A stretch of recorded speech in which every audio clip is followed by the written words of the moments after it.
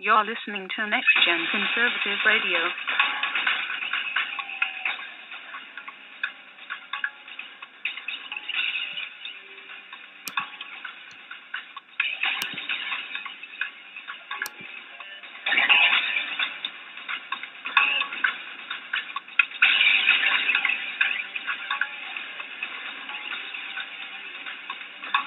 Now I can do most of it. You have entered the analysis zone, a place where political correctness is non-existent. Critical thinking is required and conservative common sense reigns supreme. This is the Whitfield Analysis, and now, here is your host, Dan Whitfield.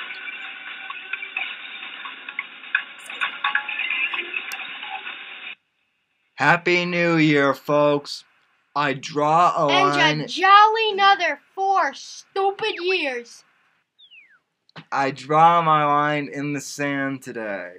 Sam Whitfield here, broadcasting live from Next Gen Conservative Studios. And his trusty Turbo Man and his trusty hated sidekick, Booster.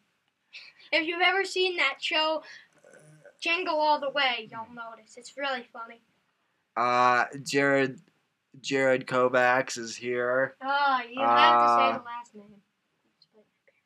For my, he's my co-host, and, That's a fake name, and I won't release the real name.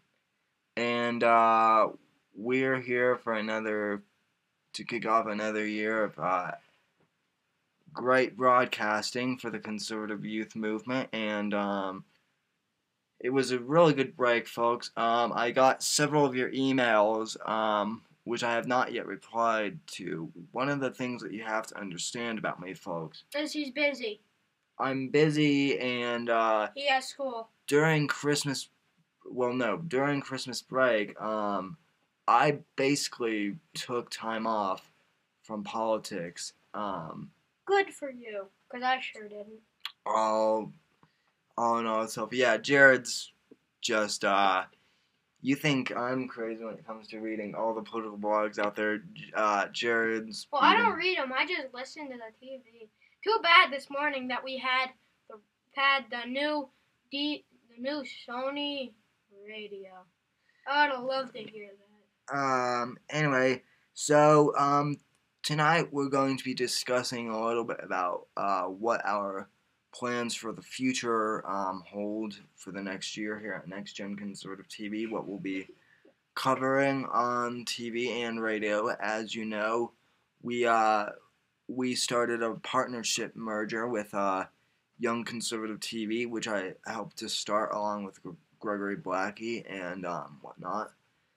But for tonight's main topic, I invited Trevor Johnson on here, my co-host, to discuss the morality of America.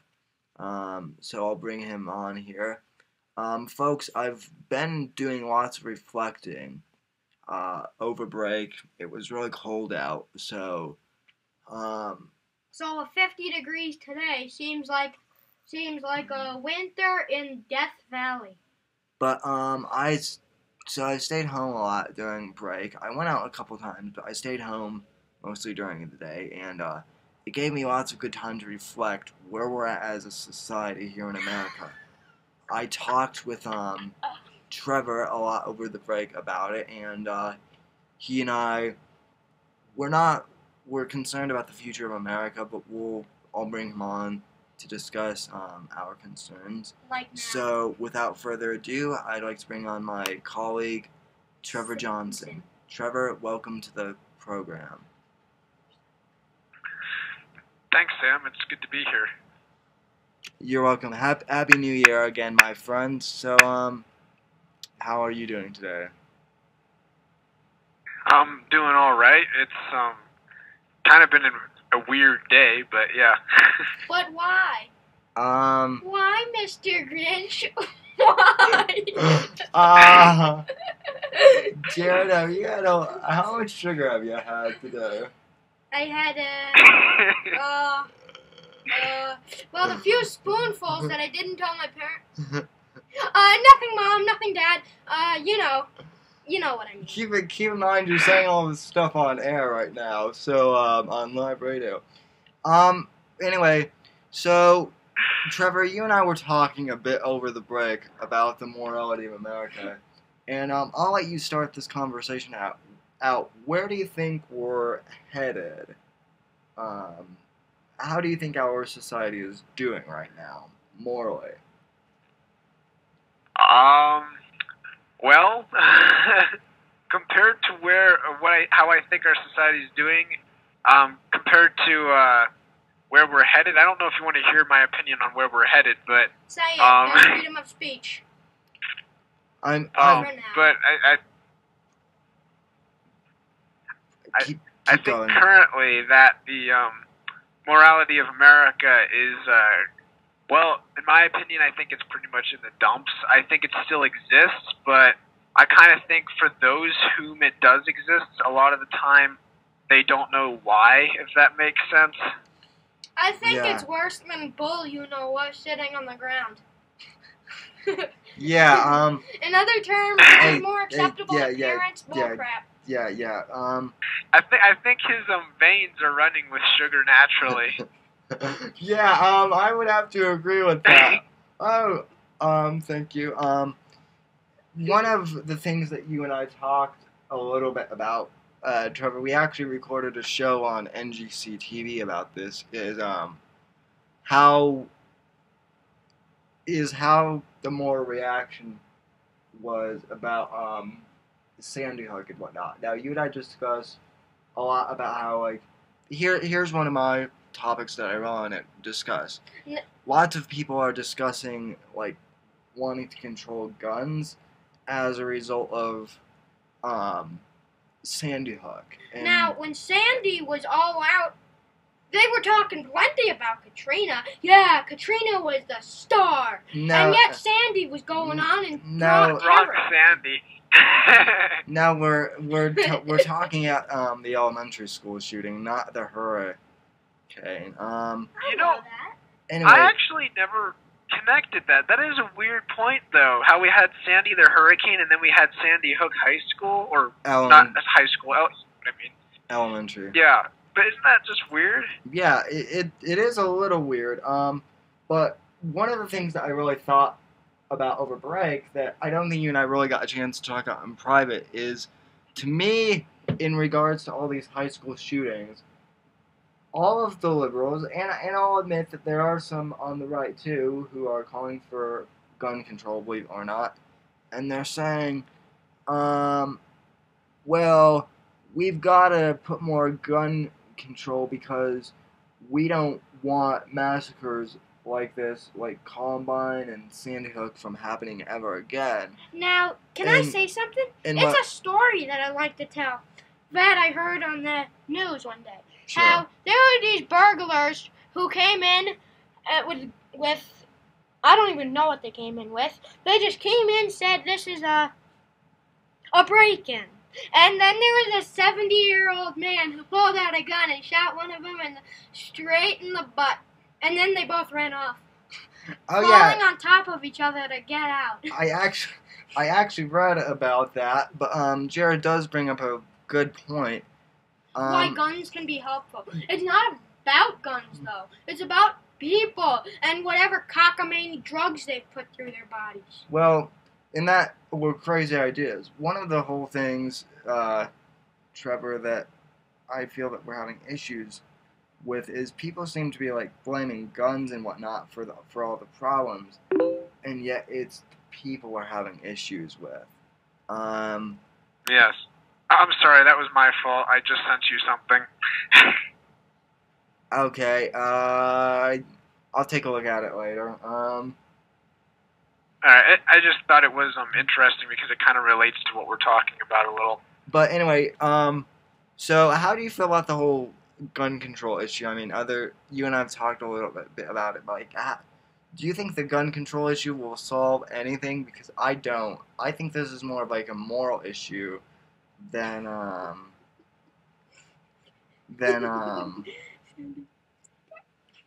think this is more of a moral issue than it is a gun control issue.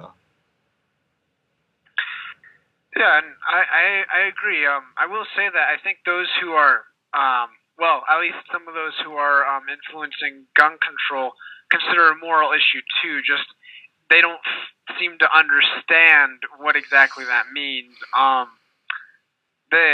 Yeah. I think it is definitely more. I mean, I think they have their heart in the right place and whatnot. I mean, I don't think their intentions are bad. At least just the ordinary citizens. You know, lots who are proposing gun control. You know, there are some critics on the right who are saying, "Oh well, it's all a really sinister plot to take our guns away, and they're being evil." Well, no, I don't think that's it at all.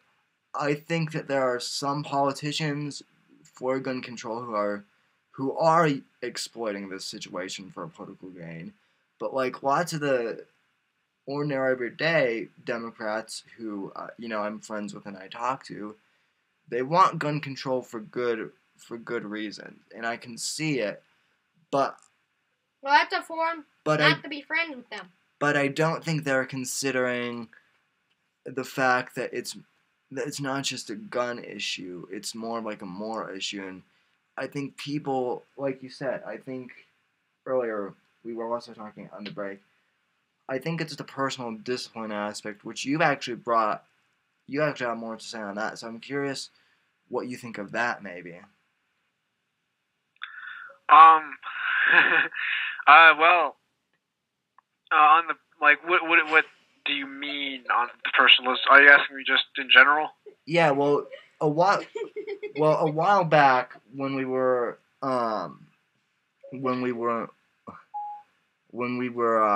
was just the two of us talking, you mentioned that it wasn't just a gun control issue, that you felt that there wasn't that much of a moral conscience among most people who are doing this, that there's no moral discipline in this society.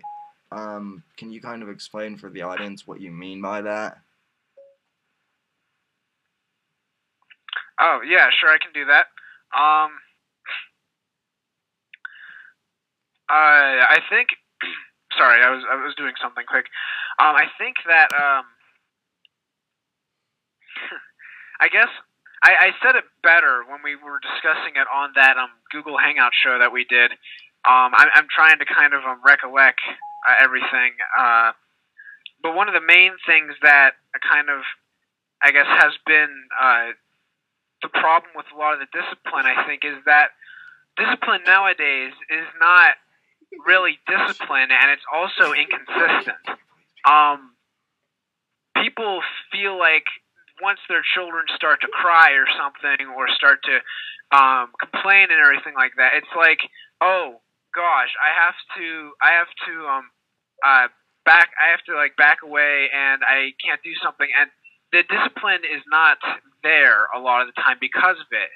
Any ground that the parent tries to make obvious to a child nowadays ends up completely deteriorating away once the child starts to cry, because the parent becomes kind of like, I don't know, afraid or something. I don't know how to explain it, if that makes sense.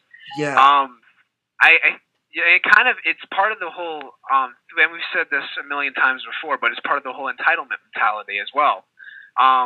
Which we said a whole lot about that on our last show, as you recall, of course, with the awards and everything. Yeah.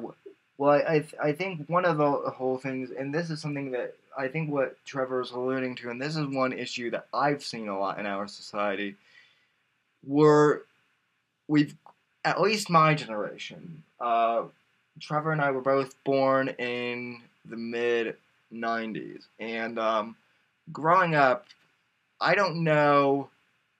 I mean, I suppose it did happen a little bit with the generation before us, but in at the end of the last generation, at the end of their last birth, and really at the beginning of ours, I feel like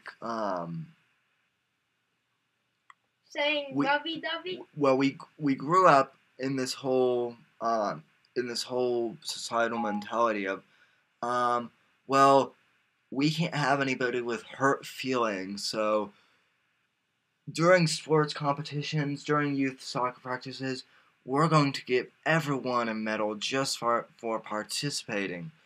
You know, competition, it's hurting the self-esteem of our kids. You know, they're really sensitive, and we've heard that. You know, we've heard that a lot, and I think it had really good. It sounds good on paper, but when you apply it to real, So do most things. but when you apply it to real life practices, I mean, human beings, and this is one of my whole philosophical points. Human beings, even from our very earliest caveman days, we've always sought for competition and to better ourselves. It's in our DNA. And the thing of it is, I'm not like saying that, I'm not like trying to totally bash society, but I think we are either being too harsh on our kids' emotions or we're being too delicate. I see more often than not people being too delicate with kids' emotions. They don't know discipline. Like here's one of the things. Like now kids start like crying whenever someone won ahead of them and they don't get a medal, and they break down. You know, and most parents are just like, Poor baby. they get angry and they get angry at the coach, and demand they get awarded a medal. And like, I don't want to go off on a personal anecdote, but like I remember that like there was this one friend of mine when I was a younger kid who would just totally kick my ass at a video game. I can't remember which one it was. I mean, this kid would just kill me. And I remember, and I remember like I was really hurt and really upset. And my mom said, "Well, that just means you need to practice more and get better." He said, "If you do that, then you'll beat this guy." He said, "But there's no point in walking away." And so I did practice, and I got better, and I eventually did beat this guy, and I felt a huge sense of accomplishment because I was able to say, "Wow, I went out and accomplished this on my own." And I think we're missing a lot of that from society. Kids are not willing to, do the hard work in, competitions or whatever to get better, to beat their adversaries, and whatnot. And I feel like it's that, sportsmanship mentality that we're really starting to lack here in our generation, and I fear the same is true for future generations. Yeah, I agree. I actually, something kind of just occurred to me when you were saying that. I don't know if I illustrated this on the last show we did about this. I don't think I really did, but it's kind of the competition. And I mean, this is kind of throwing the ball into outer court here with this, but I just want to bring up this point here that the competition factor is actually very important to the human person, specifically to the male population, and that's actually been proven. Right. It's just kind of part of our nature to be competitive, and it seems to me that when they kind of kill good feeling you can get from actually having earned something yourself or having done something and feeling the worth of it. When they give everyone else something, even though they may not have earned it or kind of just sat by it and stuff, it, like you said before, it does in the last show we did. It makes you, the winner, feel like crap as well as it can actually make some of the participators feel like crap. But the point that I kind of want to bring up is that it's when people do that with the entitlement mentality, they're causing a deeper problem that they don't see, and that deeper problem leads to such situations as, unfortunately, Sandy Hook. And I am as bold to say that because this is important. No, I agree with you. Yeah, and it leads to those situations because what happens is the competitiveness of the person, specifically the male, because I believe most of these shooters have actually been males. It happens that you are not allowing the person to be able to handle their own competitive instinct and feel the natural reward of those instincts, if that makes sense. So they have to go kind of seeking them for themselves, even if it's subconsciously. Yeah, okay, I apologize. Jared's doing something back here. One of the whole things one of the whole points that I brought up that I think is really sad is when you kill the competition, when you try to like tone down the competition or whatever, what ends up happening is some of these kids go through life saying, well, I haven't accomplished anything because I haven't had to work for it. See, that's the other thing, is like now we're also taking, the work ethic away, and so when these kids aren't having to work hard for their accomplishments, they're not feeling anything of worth. And so then, okay, so here's what I thought happened, and I've gotten criticized heavily from even some of my conservative colleagues for this, but I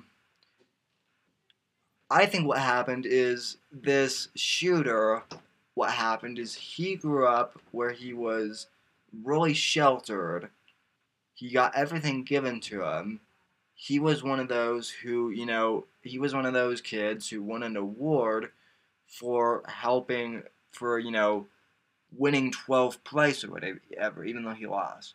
So basically, he didn't feel like he accomplished anything distinguishable in his life. So then what happens with these kids, I think, or with these young adults is, and this is the same case with Dylan Harrison, Eric Klebold from Columbine. I think what happened was, in every single case, all of these guys snapped and said, okay, well, there's nothing to discern me from society. There's nothing that I'm known for. There's nothing I can do to discern myself. So, I'm going to, go out there and I'm going to make history. Make his mark. Even if it means I'm going to kill innocent children. I don't care. I'm going, because then I'll get in the history books. Then I'll be known for something. And see, that happens, and as horrible as it is, in a sense they do become popular because, they do get well known. And see, these guys don't care if they get known for something good they've done or something bad they've done. All they care about is getting known. Yeah, and right. And it's guaranteed to get known when you do something as massive as Sandy Hook or Columbine. Yeah, and so to me, this is a massive problem. The other thing that people need to understand is that even if you take guns away and weapons away, let's say we banned guns, knives, and even like kitchen glasses, people would still find a way to hurt each other and kill in mass numbers. These guys are hell-bent on destruction because, like I said, they're bound and determined to get known for it, even if that's, all that they can get known for. It could be winning the Olympic gold medal or making a mass massacre. Right. I mean, these guys don't care either way, what they get known for. And now here's one of the other points that I want to bring up, and I'd like you to comment on this too.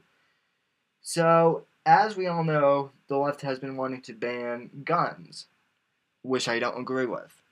On the flip side, some conservatives, some extreme conservatives, even like Glenn Beck, who I admire very much, have come out and said that they think that violent media, such as, violent video games like Grand Theft Auto and violent movies, like Die Hard, are responsible for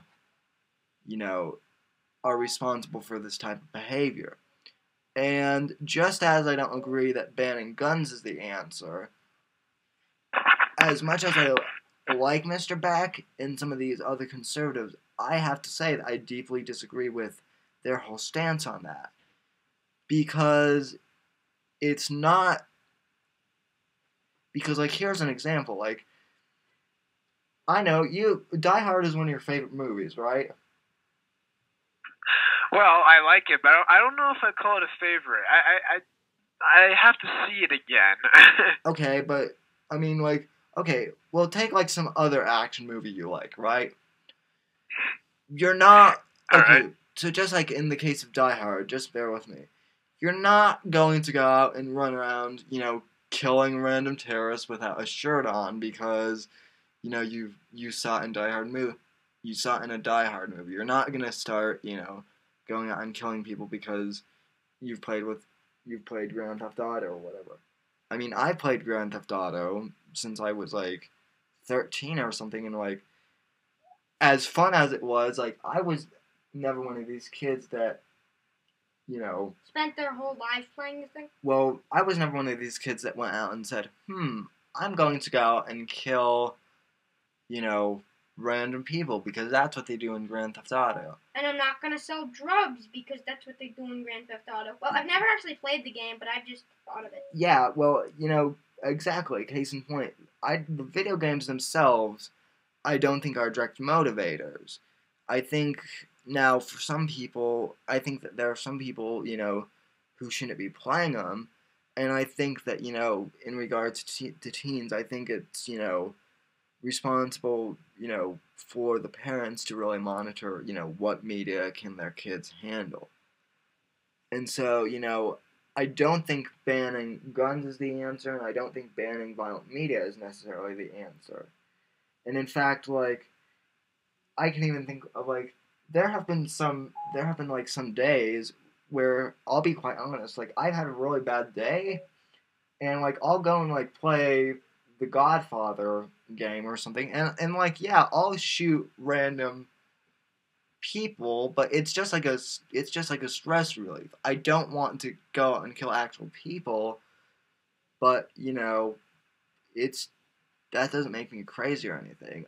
So I feel like we've got two extremes, and I feel like neither side is really right. I feel like, here's my answer. I feel like we just need more personal discipline in our kids and in society, and it's the individual's responsibility, to check, are my kids, do my kids have good morals, and whatnot? Do I have good morals?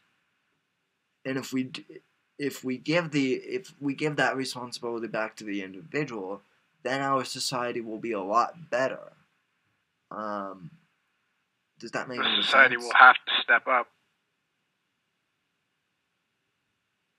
Sorry. No, does that make any sense what I said? 90 seconds. Yes, definitely. I would say so. Yeah. What do you think about the violent forms of media, as I mentioned? Well, I think I think that I basically agree with what you said. Media 60 can definitely seconds. influence people. We know that. We've seen it especially in the liberal media, and no offense, but I think the liberal media is a bit more damaging than the violent media because it's kind of a psychological thing. But anyway, my point is that even though media can affect a person, it mainly affects those who have either not grown up with some sort of expectation as much as others, or some sort of personal discipline. Because, and as controversial as this is going to sound, it's basically people who could be more easily given suggestion or brainwashed 10 seconds. are more susceptible to this. It's not that hard to actually discipline yourself against it. But I just want to bring that up. Anyway, though, on the issue itself, though, just because it is up to the individuals with what they do with their actions. Media can influence people, but a person has the choice on how they take that media to themselves, Right. and what they do with the information that has been given to them.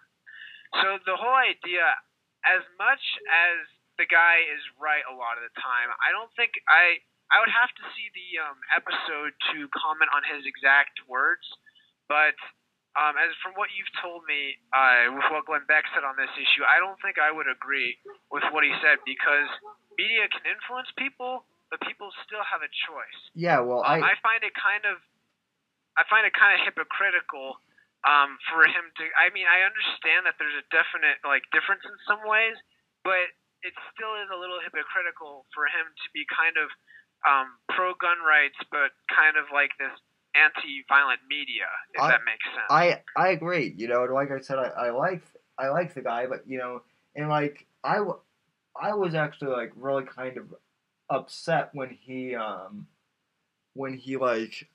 because okay, one day he one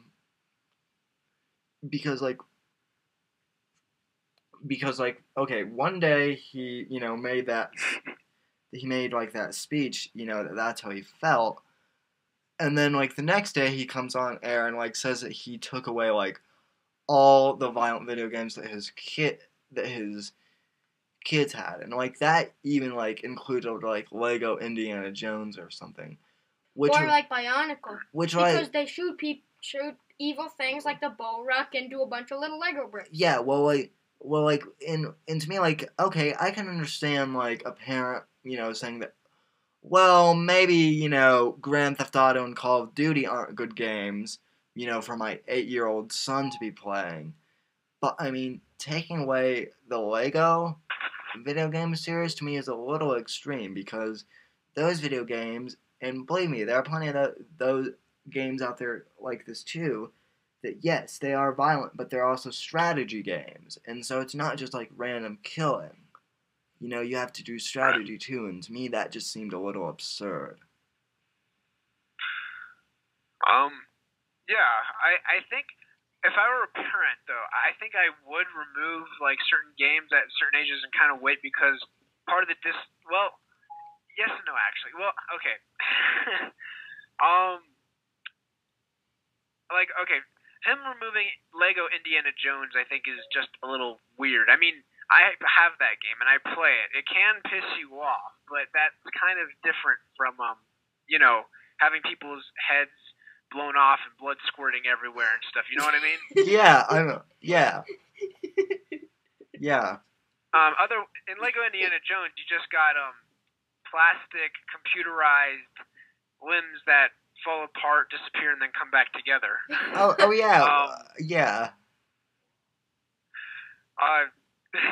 But I also think, though, that it is important, especially in the reality we live in, to actually you introduce things to kids at certain points, but I think it is better in many ways to actually introduce some of the violent media to them little by little as children, as controversial as that could be to say, because that way it's kind of like anything else. The more that when you expose a kid to something to the point where it won't like severely damage them or whatever, it's like an immune system. You allow the mental immune system to build. Yeah. Well, and there are other things. We've got to wrap up the show here pretty quick, but like just an example of that is wow. like. It's that time already. Yeah, but one example of that that I can think of is like, okay, I've been playing the James Bond video game series since I was 5 years old with my dad. But like I remember like in like like in James Bond, if you get shot, if you get killed, it says game over, and then the blood drips down the screen and whatnot. Well, like my dad was fine with that, but like I remember at like some point he paused the game and like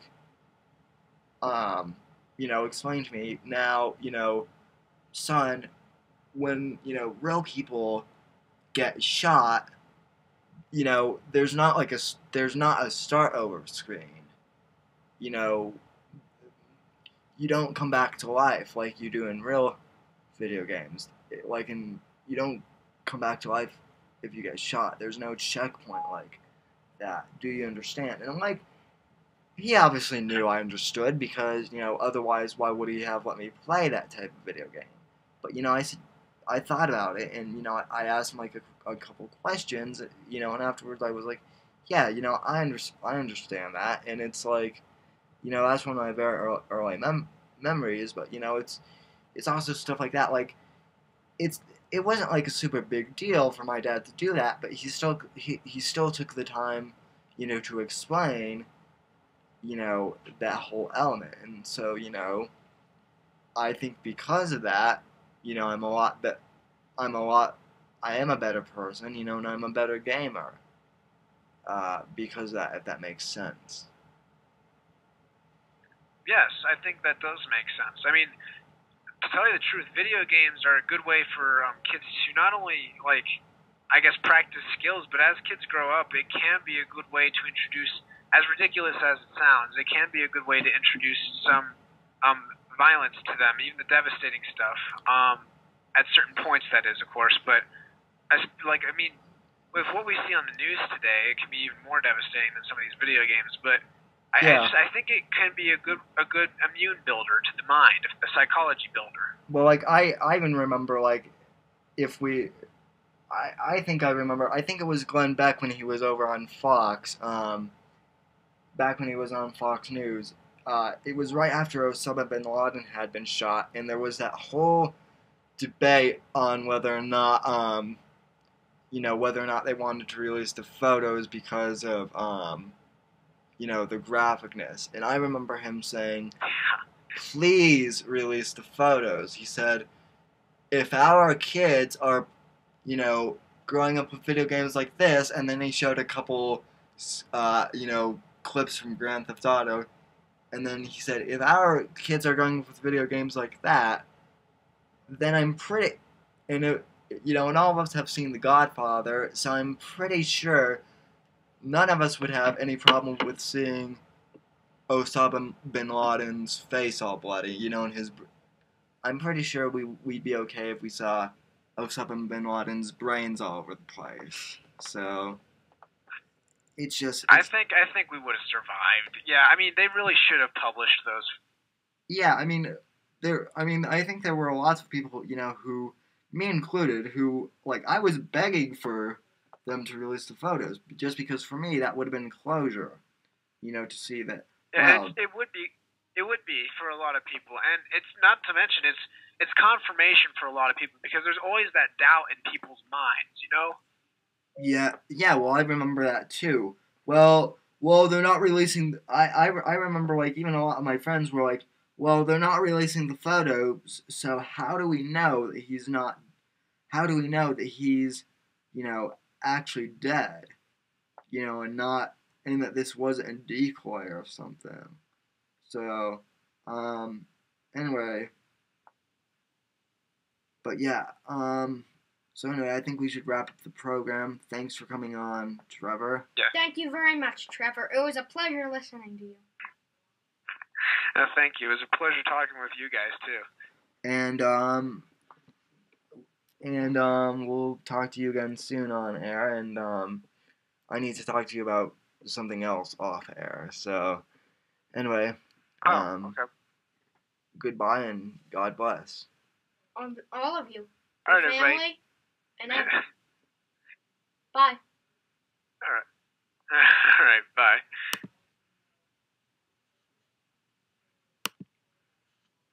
So, folks, that just does it for us here at Next Gen Conservative Studios.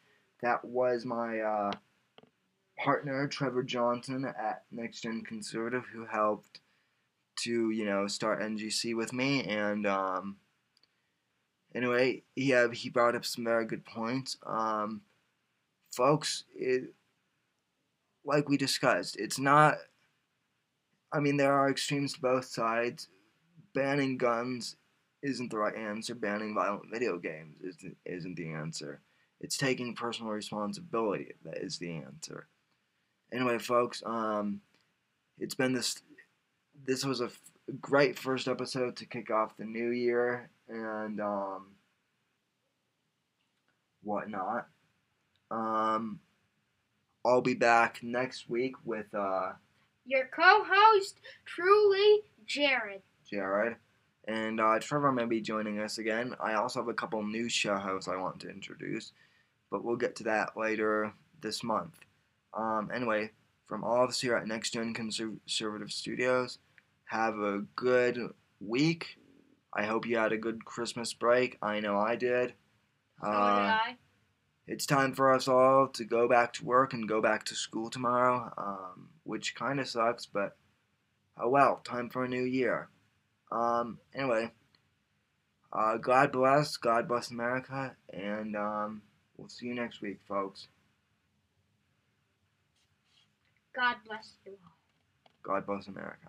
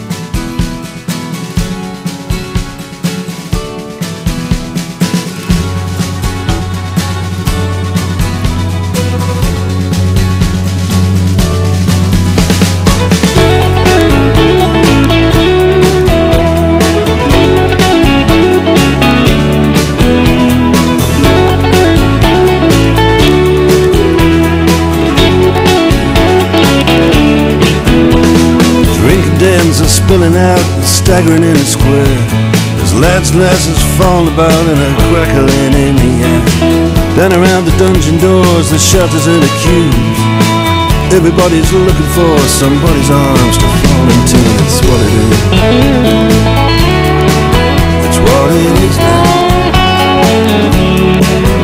There's frost on the graves and the monuments, but the taverns are warm in town. People curse the government and shovel hard food down. Lights are out in City Hall, the castle and the keep. The moon shines down upon it all, the legless and the sleepless. Cold on the toll gate where the wagons creeping through. Cold on the toll gate, God knows what I can do. That's what it is. That's what it is now. The garrison sleeps in the citadel with the ghosts and the ancient stones. High on the parapet, a Scottish piper stands alone. High on the wind, the Highland drums begin to roll. Something from the past just comes and stares into my soul. Cold on the toll gate with a Caledonian moon. Cold on the toll gate, God knows what I can do with you. That's what it is. That's what it is now.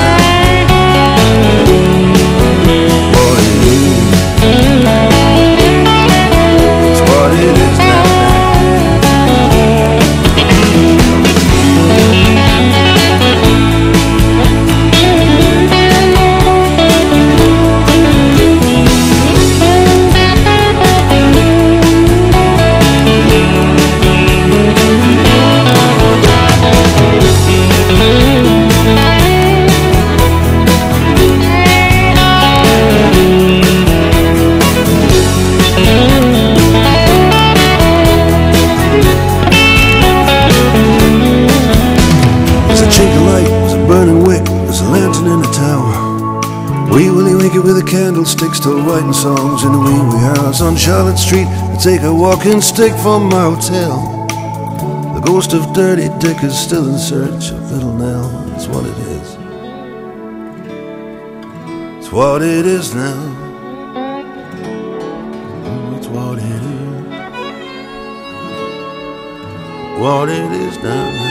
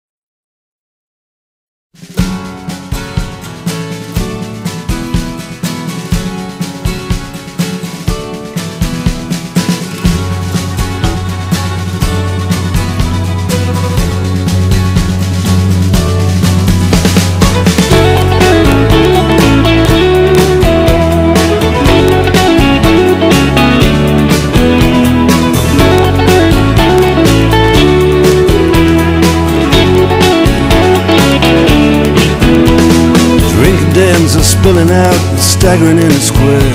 There's lads and lasses falling about and a crackling in the air. Down around the dungeon doors, the shelters and the queues. Everybody's looking for somebody's arms to fall into. It's what it is. It's what it is now. There's frost on the graves and the monuments, but the taverns are warm in town. People curse the government and shovel hard food down. Lights are out in City Hall, the castle and the keep. The moon shines down upon it all, the legless and the sleepless. Cold on the toll gate with the wagons creeping through. Cold on the toll gate, God knows what I can do for you. That's what it is. It's what it is now. The garrison sleeps in the citadel with the ghosts and the ancient stones. High on the parapet, a Scottish piper's hands on old. High on the wind, the Highland drums making a roll. Something from the past just comes and stares into my soul. Cold on the toll gate with a Caledonian moon. Cold on the toll gate, God knows what I can do with you. That's what it is. That's what it is now.